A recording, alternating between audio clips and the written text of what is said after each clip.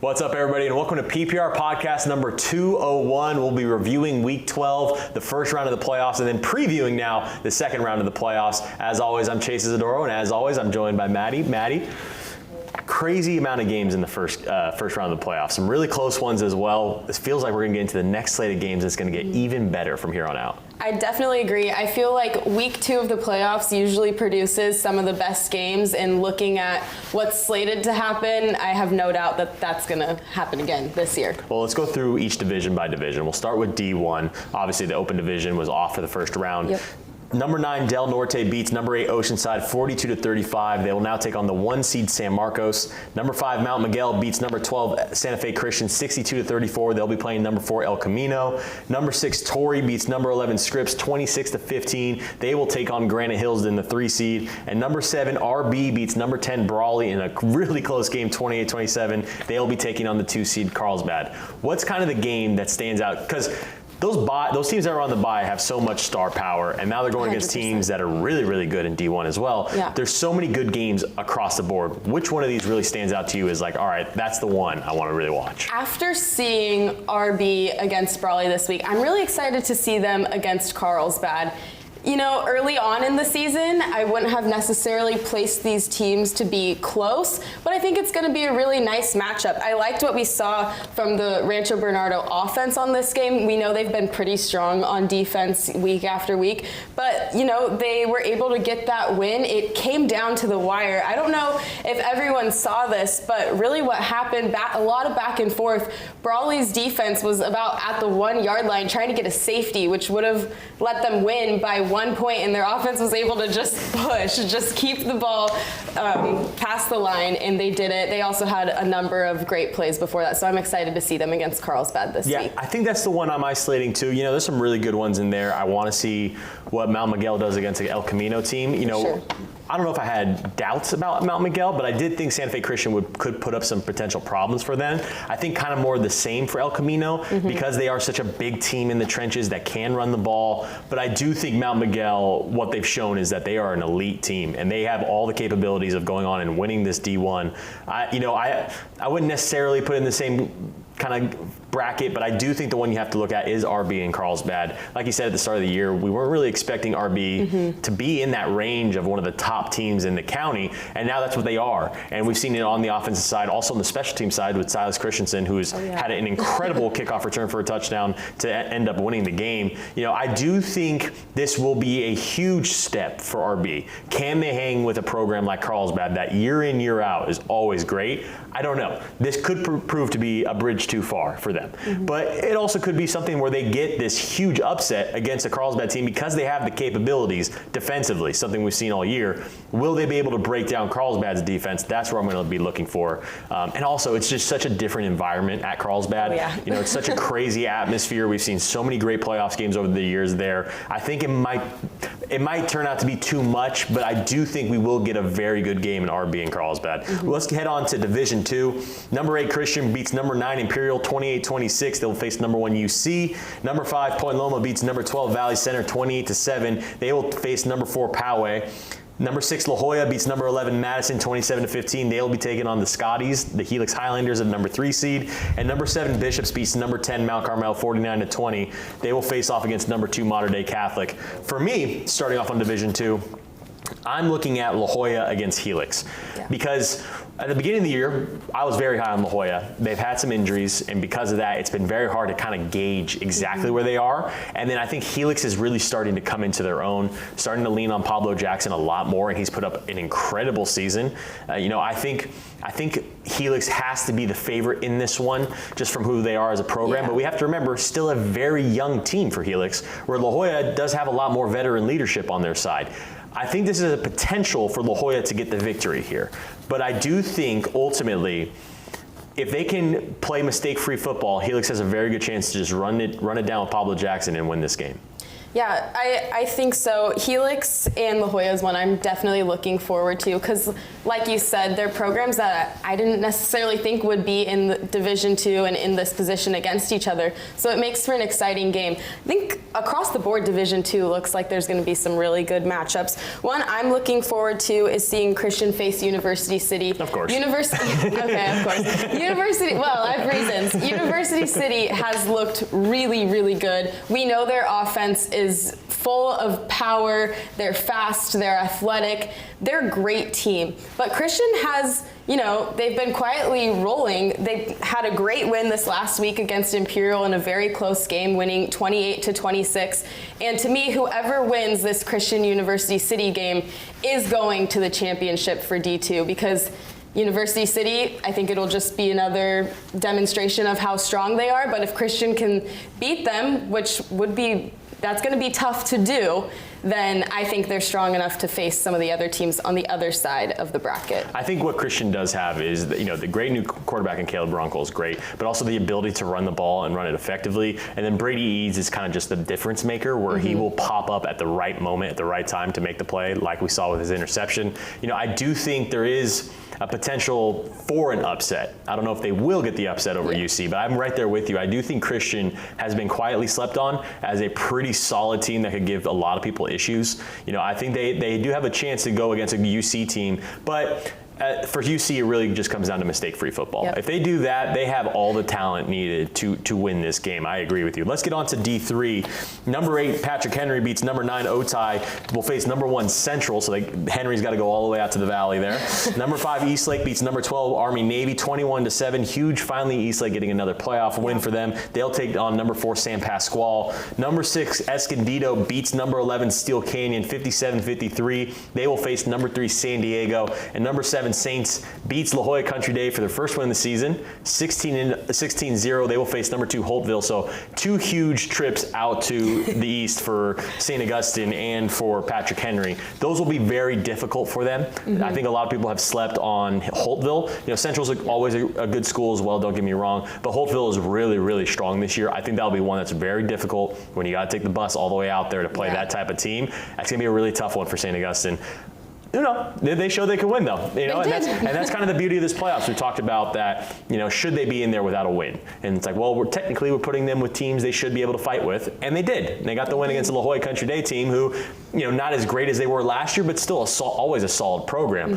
So I think this one will be the one where they probably slip up, but it's also a good shot for Holtville to play against a program that's known for having good football in St. Augustine. But the one I'm looking at and the one I'll be going to will be Escondido versus San Diego. These are 2 high-powered offenses. Oh, yeah. I can't wait for this game. I think something similar to what we saw against Steel Canyon, where they're both putting up in the 50s. Maybe not that high, but I do think that this will be a very exciting game over at Balboa Stadium. I cannot wait for that one. That's really, I think, one that could go down as one of the best playoff games of the year. Yeah, you're going to have a lot of highlights to choose from. There's no doubt with those 2 teams. There's a lot of traveling around in this Division III, but I think Eastlake going up to San Pasqual is a really nice matchup. You've got the 5 and 4. We know they're teams that haven't seen each other all year, but they play kind of similarly, and I think it'll be a nice matchup between those 2. San Pasqual is very battle tested too. If you look at their schedule, they've played a lot of really good teams this year. Haven't always had the results, but they are shown to go against really tough opponents. They will be ready for this one, for an Eastlake program that is known for being one of the big time ones. I know they've had some down years, but then can still effectively run the ball as well. That will be a good one as well. But we'll get into Division IV now. Number 8 Montgomery beats number 9 Calexico 33-6. They will face the 1 seed Ramona. Number 5 Westview beats number 12 Vincent Memorial 23-12. They'll face number 4 Mission Bay. Number 6 Mira Mesa beats number 11 Sweetwater 41-21. They'll be taking on Grossmont in the 3 seed. And number 7 Chula Vista beats number 10 Classical 55-16. And will face number 2 El Cap. That's the one that I'm looking at.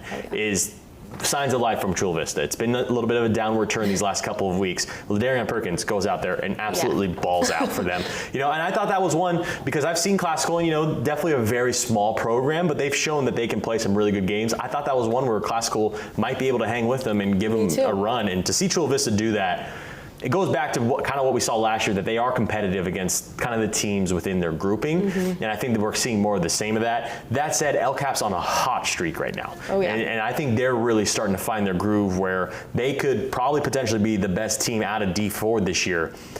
The other one to look at is Mira Mesa and Grossmont as well. Mira Mesa I think is a program that is bigger than D4, and so to play in this bracket really helps them, especially after a down year. But they've had some really close games as well. Very talented Mira Mesa team taking on a Grossmont team that offense is as deadly as anybody. The defense is not great, and that's simply put. You can go look at the scores for yourself. But the offense can go up toe to toe against everybody with Thomas Donovan throwing the ball. I think Grossmont and Mira Mesa will be another good shootout.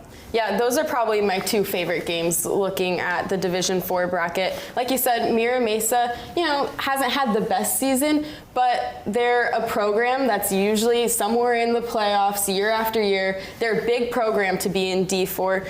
And, Grossmont's a bigger school. Even them in D4 is, I don't know, because they do have such a talented offense. But like you said, the defense hasn't really been there. So their defense is going to need to step up against Mira Mesa, who is a battle-tested team that has potential to take the win in this one.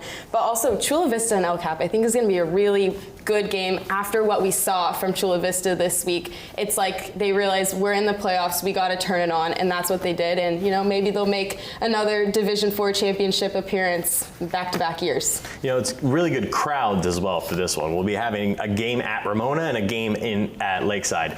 So two communities that love to go out there. So it's great to see playoff games being played there. The atmospheres at both those places are going to be phenomenal. We go into D5. Number 8 Coronado beats number 9 Francis Parker 32-17. Number 12 Monte Vista getting the second upset. The only other one was the Del Norte over Oceanside. The second upset of this week, beating number 5 Fallbrook 34-33. They will take on number 4 Hoover. Coronado will be taking on Vista. Number 6 West Hills beats number 11 Mar Vista. Will face number 3 Crawford. And number 7 Santana beats Kearney. That was a 10 seed. Will take on Bonita Vista. Looking at Monte Vista, we talked about them a little bit last week, how they do have a high-powered offense. Great to see them, on this flip side of the St. Augustine discussion, kind of similar thing with Fallbrook. And we're talking about, well, maybe they should, have a situation where like a Monte Vista would host that game because Fallbrook didn't get a win. Well, they proved that they could go out there on the road and win, and ultimately, not to anything negative about Fallbrook, but it was a close game. It was. So a winless team is in a situation where technically they are placed against teams that are closer to them. And so it was just a great moment to see that as it is, and then great for Monte Vista to get the win over, a really tough place, having to drive all the way out to Fallbrook from Spring Valley for that game. That's a really tough drive. And so to see that come out on top, that's a really big win for Monte Vista. I think against Hoover, Hoover, I think you got to look at D5 and think that they are the front runners. I know Crawford's up there too, and they have been getting in the groove as well. But I think Hoover is the front runners, and this is a hot Monte Vista team that can give them some problems. That's going to be definitely the one I'm going to watch for. Yeah, Monte Vista Hoover, I'm definitely looking forward to it. It's exciting to see Sir Autry in a playoff situation. I have no doubt that he's going to continue to be really the backbone for this Hoover team. So it'll be interesting to see what he does against a Monte Vista team that has had a really good, end of their season and start to the playoffs with a big win over Fallbrook. Like you said, one of 2 upset wins that we had in the county during playoffs. But I also think West Hills and Crawford could be a pretty good game. Like you said, Crawford has, had their ups and downs this season, but they are the 3 seed. West Hills has kind of stepped up their game a little bit, and I think that's a fairly even matchup between the two teams that could make for a close game. And I think that is the biggest takeaway from all these playoff matchups is I think they got it right. And I know there's been a lot of criticism on, should they breed the certain win limit, and we've discussed all this before. But I think they did get it right. From looking at how the playoff games went, not many blowouts. The ones that we did see the blowouts is from guys that have really spectacular teams. Outside of that, they were really, really close games. And I think that is the trend to the right direction. I know we can have all the criticism about the regular season stuff, and that's all fair. But ultimately, they were all really close. And I think that's how we want this this to be. You know, we could talk about, well, they should be here and then move up or however, but everyone gets placed against the teams they should be placed against to give the best outcomes and see who should be the winners. I think they got it right. And so we'll move on to D5AA. Maranatha Christian beats Victory Christian 45-6. They'll take on Calipatria. Another big drive out to the desert there. Coastal Academy beats O'Farrell Charter 35-27. The rematch against Tri-City Christian. I don't know. I think the big one's going to be the Coastal Academy Tri-City Christian one, because I do think Calipatria has been really a dominant force this year. Yeah. But don't sleep on Maranatha. Maranatha's offense has been on fire these last couple of weeks. I think they could give them a run. That is a very, very tough test, though, to go all the way out to Calipatria. It's a very far drive against a team like, you know, kind of similar to all the other ones out in the desert, that it's much easier for them to play those games instead of having to drive all the way out there. So I think Calipatria has to be the favorite, but I wouldn't sleep on Maranatha putting up a good fight. Yeah, like you said, there's a little bit of a theme with some of the games this week. A lot of the desert teams have home field advantage, and for the team, it's not just a 20-minute drive down the field with home field advantage, which is already nice for the home team. These other guys are going 2 hours, maybe more, give or take. You know, the bus could break down on the roads. You never know what can happen. So it'll be interesting to see what the outcome of that advantage is for the desert teams. Absolutely. Well, let's get into the games of the week then for next week. The second round of the playoffs, first round for the Open, and that's where we start with the game of the week. Open Division, number 3 Cathedral Catholic and number 2 La Costa Canyon.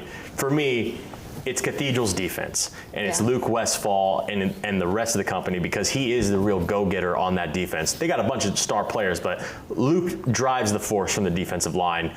But then you look at the Cathedral offense, and it's such a well-balanced attack. It's not just leaning on the run game, which they have, 4 great running backs.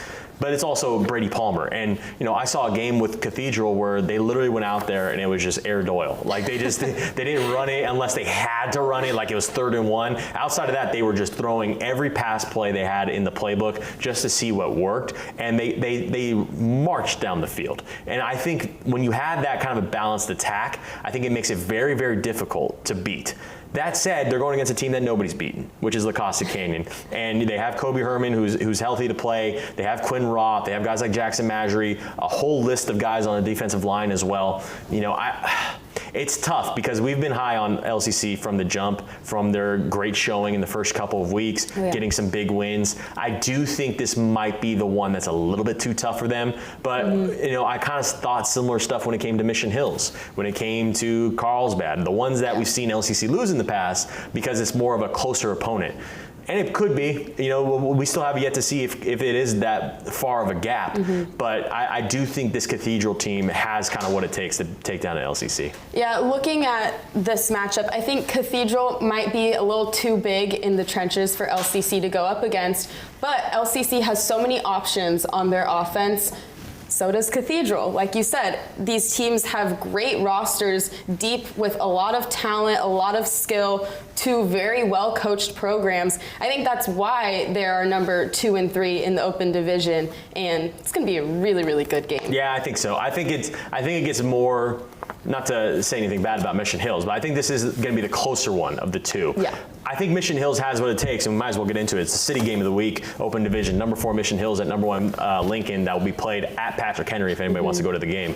But I think Mission Hills has what it takes as far as slowing the game down, you know, doing what they have to do. The problem is they haven't particularly been good at stopping the run. Yeah. You know, we've seen some big games out of some of the bigger running backs in this county be put up against the Mission Hills. If they can change that, if they can stifle the run a bit, it opens the door for them for the possibility of actually pulling off the upset. The problem is you have one of the best running backs in the county, Aiden Jackson, plus a long list of other running backs at Lincoln who have performed really well. You know, I know Aiden's the front runner, don't get me wrong, but Lincoln knows how to run the ball really, really well. And I think that's where it's going to be an issue. If they can't slow down Aiden Jackson and the way he runs the ball, and then you have a Keeley throw into the guys he's throwing to on top of it, I think it's going to be really, really tough one for Mission Hills. And plus, we know Lincoln's on a mission, right? They've been on a mission since they lost to Granite Hills last year. I think they're on a mission again. I see Lincoln winning this one. Yeah, Mission Hills has been a team where I've really liked watching their progression. I've liked seeing that they went from, maybe we thought they're middle of the pack in the top 9 range to proving themselves as qualifying to be an open division candidate. But like you said, Lincoln is on a mission, and we've seen Lincoln against a number 2, number 3 in the county, and they are dominant. Yeah. I think their mission is even greater than winning the open division. I think it's state hopes and things like that. I think it will just maybe show the gap that they have over the other teams in the county. So I have Lincoln Cathedral for the game at Snapdragon Stadium. What do you have? That's same thing. Okay, Yeah. we're going Western League at the Snapdragon. I like it, but I do think LCC has the potential to give the upset. I would not be surprised if they do. Absolutely. Well, let's move on to the East County Division 1, number 6 Torrey Pines at number 3 Granite Hills. Torrey Pines, Ryder Young keeps on trucking, 115 yards, 2 touchdowns for Scripps. He's been a great running back for the Falcons. Granite coming off the bye, but also fresh off putting up 90 points. Yeah. It's going to be a little bit different because Torrey Pines' defense is really good. The thing we see with Granite is they can have times where their defense, which is really, really good defense, they can have times where a run can be placed on them, and they don't have the time to adjust. And I think that could be an issue. But I think they are the more well-rounded team here. I think, one, we don't talk about the wide receivers at Granite quite enough. No. Brandon Lewis is a phenomenal wide receiver, and he doesn't get talked about enough on both sides of the ball. And then you added guys like Parker Vance on the defensive side of the ball. Maxwell Turner, obviously, up for the Silver Pigskin Award. He's been phenomenal his whole time at Granite. He keeps on going. And then Zach Benitez has been playing his best game recently. So I think Granite ultimately is going to be too much for Torrey Pines. But we've said the same thing time and time again, which is Torrey Pines knows how to hang in ball games, very well coached, and then they're starting to run the ball a lot better. Don't be surprised if Torrey can actually give them a little bit run over their money. Yeah, I think Torrey will, because they have week after week. You look at the scores. Early on, they lost a good handful of games, but it was close, within 7 points, 10 points, 3 points even. So they totally have the potential to create problems for Granite Hills. But like you said, Granite Hills is a really talented team. They're stacked on the offense, and they're coming off scoring 90 points. I don't care who you're against. Scoring 90 points has got to be really fun. You have that momentum. You get a week to rest. You're going to feel strong headed into this game. I agree. Then we get on to the North County game of the week, another one from D1. Number 9 Del Norte at number 1 San Marcos. Del Norte is coming off a huge win over Oceanside. I know Oceanside is a bit of a mixture because they do have some veteran leadership, sure, but they all are also very young, especially some of their really great players. And they were up in that game, and then Del Norte came screaming back, and they were able to get the win. Kind of what we expected from Del Norte to be kind of the entire length of the season. They're playing at their best right now, especially from Diesel Taylor. 294 passing yards, 4 touchdowns. Anthony Taylor, 110 yards receiving on 7 catches for 3 touchdowns. Braxton Jones, 123 on 7 catches for a touchdown. It's a great passing attack that Del Norte has. Yeah. But I think when you look at San Marcos, we're always going to look at Crete Macchielli as we should. Guys like Pohl and Nix, who's up for the Silver Pigskin, and they have a great running game. But for me, what I've seen from San Marcos this year has been quite arguably the best duo in the county at a position, which has been the corners, CJ Williams and Caleb Reese. What they can do on the outside, one, they're very great in run support, which I love to see, because you never know with the DB if they want to actually get in and make the tackle. They're great in run support, on top of the fact that they've been locking guys down. I think that when you're looking at a Del Norte team that doesn't necessarily run the ball as much as they throw it, I think that could be an issue, and that could kind of stifle them to the point where they get kind of stuck in the mud. And then once that happens, this San Marcos offense can put up points really quickly. So I would be looking at CJ Williams and Caleb Reese as far as, like, if they come with their A game, I think San Marcos can walk away with this one pretty easily. Yeah, like you said, Del Norte is playing their best. We saw that last week. They were down, it was tied, and they got up. I don't know what they were told at halftime, but it worked, whatever it was. Super impressive to come back and win like that. But San Marcos is absolutely loaded with talent, like you said. They have that great duo in the corners. They're a tough team to stop once they get on a roll. They've been super fun to watch this year. I think Tom Carroll is building a very special program, and this championship, this game is kind of a big step up for them in building something greater. And San Marcos, great program, great fan base. We've seen that. And it wasn't that long ago where they had a really down year when Carroll then took over. And They went to Crete freshman year, and then since then it's been nothing but phenomenal. I think what they're building there, they have potential really to go on and win it all. Let's not get ahead of ourselves here, but a Mount Miguel San Marcos semifinals really excites me. I know El Camino's out there. They're going to give Mount Miguel a run for their money. So is Del Norte for San Marcos. But I do think when you see like the high-powered offenses, you have to bring your A game on the other side. Del Norte has it in them, but they're going against a really, really tough defense as well. We get to the South Bay game of the week, D2, number 7 Bishops at number 2 Mater Dei Catholic. I was at Bishops' last 2 games. I saw them play Santa Fe Christian. I saw them play Mount Carmel. Do not sleep on Bishops. They are a very good team, especially with Cash Herrera. He's such a big and tall quarterback. You expect him to be slower. He can move his legs and get away from the pressure. I've seen it time and time again where he uses his legs, rolls out, and can make some really great throws, especially to Ian Brown, who, that's one of the best connections between those two. Wherever Ian Brown is on the field, Cash will find him. And then you have a pretty good running back in Ruben Gutierrez, followed by a really underrated linebacker in Henry Armstrong. You hear his name called every single time over the PA when they're on defense. The guy's always in on a tackle. And I think Bishops has kind of what it takes to potentially get the upset here. The problem is this Mater Dei team, maybe it's because the last couple of years we've thought of them as state title winners and CIF winners, and they still have that pedigree, sure, but it hasn't had the same bright spot on them this year, especially with how slow they started. They've won 7 in a row. They're on a hot streak. Cartel Purvis has had a great season. We've talked so much about Isaiah Cook, and with good reason. He has been on both sides of the ball, arguably the best player on both sides of the ball this year anywhere in the county. He does it all for them. I do think when you look back at the last couple of years and the playoff atmospheres that they can have down there in Chula Vista at Mater Dei, I think it's going to be a little bit tough for Bishops to go in there, but the Bishops does have the capabilities on offense to get it done. Yeah, Bishops, they've looked like they're playing really aggressive. They're really fired up the last couple weeks, which is the perfect position to be in to go against a team like Mater Dei, who's also been on a roll. They haven't lost since week 3. We kind of, maybe some people sort of wrote them off after their first 3 weeks of losing, but then they won 7 games straight. They're a fantastic program. Like you said, it's going to be a really fun atmosphere at Mater Dei, and these are 2 schools that I think are going to be competitive with each other, and they might be able to complete the upset over the number 2, but Mater Dei is really strong. It's going to be tough. Bishops' defense plays with the type of tenacity that they can force some problems for the offense. The problem is I just think Mater Dei might just have a little bit too much for them. We're going to find out, but you have a good quarterback, a really good wide receiver, a running back that knows how to run the ball, and you got some guys on defense that can get really nasty. That's the recipe for success. So Bishops definitely has the capabilities to do it, but we will see. Hopefully it's not as cold, because I couldn't feel my toes when I came back from the game against Mount Carmel. The rainy one, don't even get me started about the Santa Fe Christian game. I was drenched. I was over that one.